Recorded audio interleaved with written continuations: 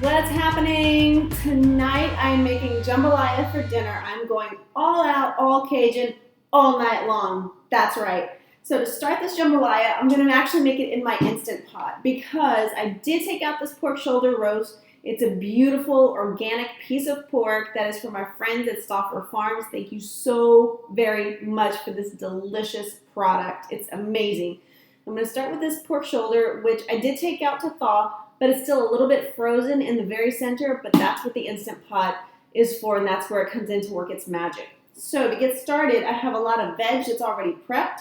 I'm going to set my Instant Pot to saute because I want to saute my veg first. What I'm going to do is add a little bit of olive oil, about 2 tablespoons of olive oil, into the Instant Pot. And it's getting hot already. On my cutting board, I have in this cup about 1.5 tablespoons of minced garlic. I have about a cup of finely chopped leeks, and leeks are a totally optional element that you can put into the jambalaya. I like it because it's got a really sweet, mild onion flavor to it, and I like having more things mixed into it. In this bowl right here, I have about 3/4 cup of finely diced celery right here. I've got a cup of finely chopped onion, and I've also got about a cup of finely diced green bell pepper as well. The beautiful thing about the onions and the bell pepper is that when they go on sale and you can buy them in bulk, then you just buy whatever you can. You can chop them up and freeze them. They freeze really nicely. So that's why this piece of bell pepper is still stuck together. It's still frozen. No big deal. It's all going to sweat out, perfume the air, season the dish. It's going to be absolutely incredible. All right. So my oil is heating up, and I want to go ahead and add in my trinity, which is my celery, onions, and bell peppers right here into the pot. I want to let this sweat just a little bit, where it's going to start to give off moisture and start to perfume the air. And I'll know it's there whenever I can hear it sizzle. I want the onions to get just a little bit of caramelization on them. You can hear the vegetables sizzling now, and looking in the pot, there's a lot of water that's evaporated out, which is fantastic. So we're going to start to get a little bit of that caramelization here that's going to give us just another layer of flavor. So as this continues to cook, I'm going to add in my leeks. Right in there.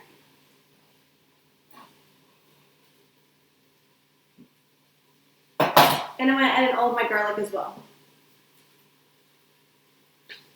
It smells so fragrant. The leeks just give the onion a little bit of a boost, because you have kind of that sharpness from the yellow onion, a little bit of sweetness, but you get even more milder, sweeter flavor from the leeks.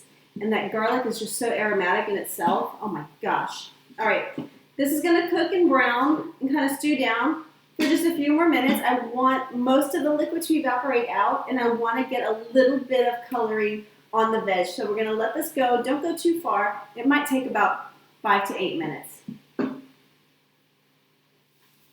the vegetables have wilted down, and they're starting to char a little bit. And you can see right here in the pot, oh, that's hot, kind of starting to get brown and starting to stick a little bit right here. But that's fine. That's perfect. That's just what we're looking for. So what we're going to do is we're going to enhance that flavor while deglazing the pot just a little bit. And I have some tomato paste, and I only want to put about 1 tablespoon of tomato paste in here. That looks right. And what this is going to do is it's going to give it a super rich flavor and a super rich color, and just enhance all of the goodness and bring everything together. Now I want to mix it in, and I want to cook the tomato paste with the vegetables until it turns like a really deep brick red. Now to bring out the richness in the tomatoes and really kind of change the flavor profile just a little bit, I want to add my secret ingredient, just a tiny little spoon of sugar.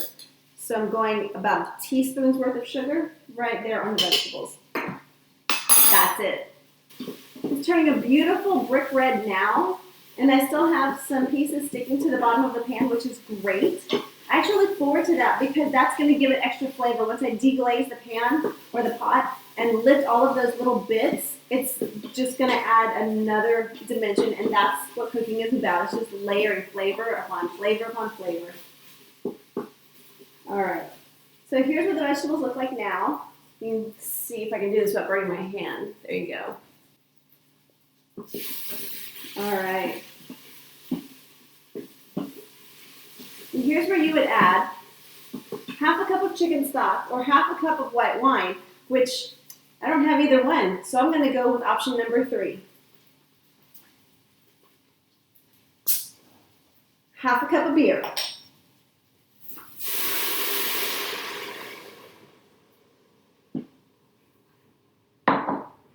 And you can use any beer you like. I pour just enough to bring up all of those bits. So now since I've got all of the vegetable infused with flavor and beer and tomato and sugar, and I've got all of this, wow. Really super happy marriage happening. I want to season up my pork. I'm going to take this guy and season them very, very liberally with my gunpowder seasoning. Now if you're interested in trying some of this, it's a wonderful seasoning. It's a family recipe. And I'm just going to go ahead and season them all up. It's a family recipe that my grandfather actually has been working on or has perfected. And it took him about 20 years to do it. And it started out as a seasoning for a deer sausage that we would make. But you can see it's not just for sausage. I really do put this on pretty much everything. I mean, everything. It's got garlic, it's got onions, it's got hot pepper. It's just an amazing seasoning. There's nothing else like it. So I got this guy all seasoned up, and I'm going to make a little well here in the center and put him right in the middle. There we go. Just like that. Okay, I'm going to move him over. And we're going to let him brown for just a few minutes. We're going to flip him, let him brown on the other side as well, and then we're going to add more to it. It's jambalaya. It's a big mixture. Amazing. Now, jambalaya is usually made with a couple of different kinds of meat. Usually it's pork and sausage or chicken and sausage, but there's usually a sausage element, some kind of smoky flavor that's in there. And I'm using the Stauffer Farms smoked sausage, which is another absolutely phenomenal product. And it's got a little bit of smoky flavor, a little bit of heat, which is just going to add so much more character to our jambalaya.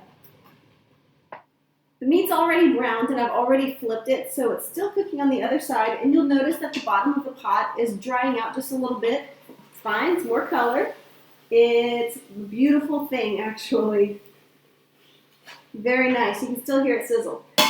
All right, so what we're going to do is add in our smoked sausage, just like that. We do that comme ça, like that. Okay. Kind of spread it around a little bit. Add just another splash of beer.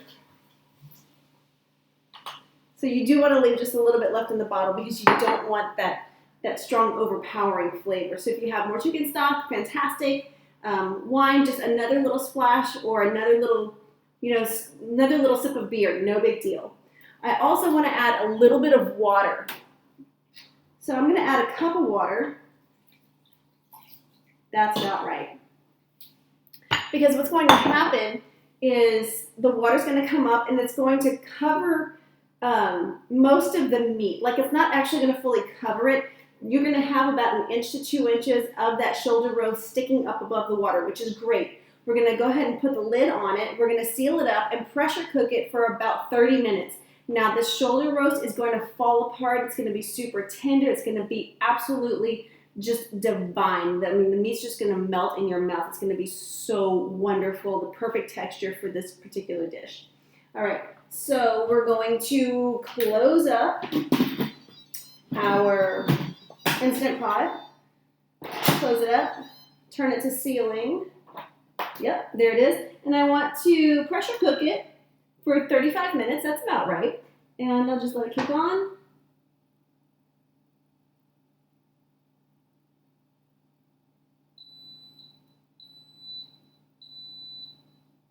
There it goes. I'm going to let it do its thing. I'm going to clean up this mess.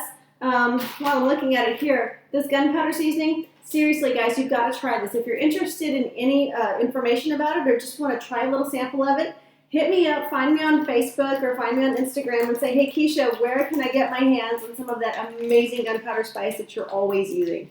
I'm happy to send some to you. All right, this is gonna go. I'm gonna clean up and then we're gonna put it all together, okay? It's been a little bit more than 35 minutes because the the pressure cooker did go off, but whenever I checked it, the meat still wasn't quite as tender as I wanted it to be, so I set it for another 25 minutes. So this time it should be great. Now to get the most flavor, you should usually let it go ahead and decompress naturally. When the little silver bullet drops, you know it's done. However, I'm not that patient. So a fun little trick is to put a cloth over the valve and then open it up. So that way whatever steam comes out in particles is not going to stain your ceiling or get all over your light fixtures. And the bullet just dropped. Dude, check this out! Holy cow, that's hot. All right. Super tender. This is exactly what I'm looking for. It just came off. Look at that. Taste it. It's hot!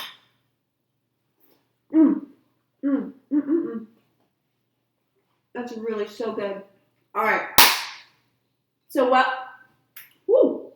this was cooking in the Instant Pot, I did steam up a pot of rice because there's a lot of liquid that's in here that I want to go ahead and have the rice just absorb in.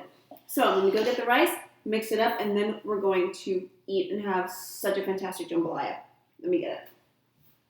I've got a pot of rice here, and it was 2 to 1. That's my ratio. So it's a 1.5 cups of dry rice to 3 cups of water, a couple drops of coconut vinegar or distilled vinegar, just literally like 2 drops, half a teaspoon of sugar, some salt, taste your water, set the rice, you're good to go.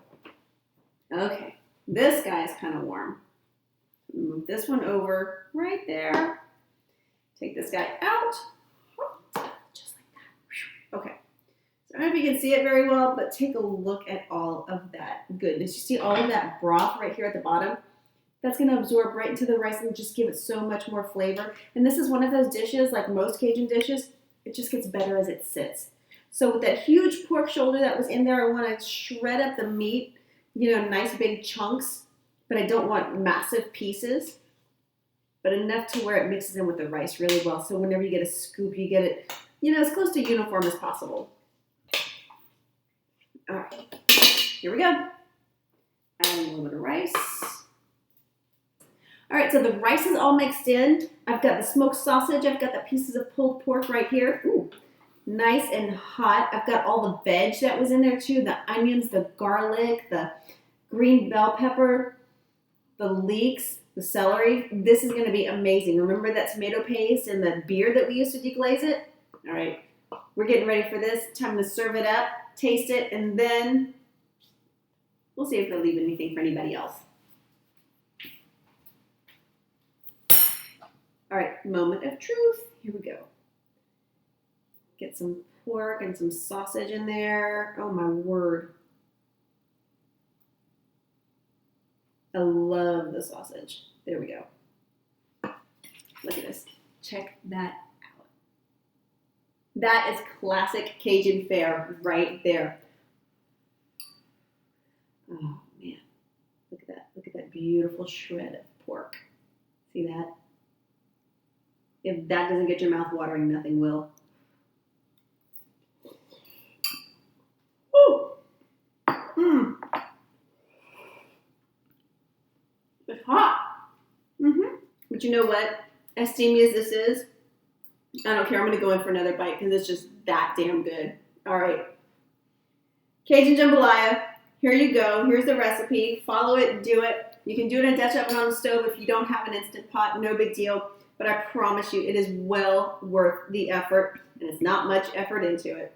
So, I'll tell you what. This is one of the best jambalayas that I've ever had. And everyone who tries it is absolutely going to love it. They're going to think that this has been cooking all day long, when in honest reality, it took you less than an hour to make. So here you go. From my kitchen here at Kitchen Bravo to your kitchen at home, come get you some, chef. Make your jambalaya. You're gonna love it.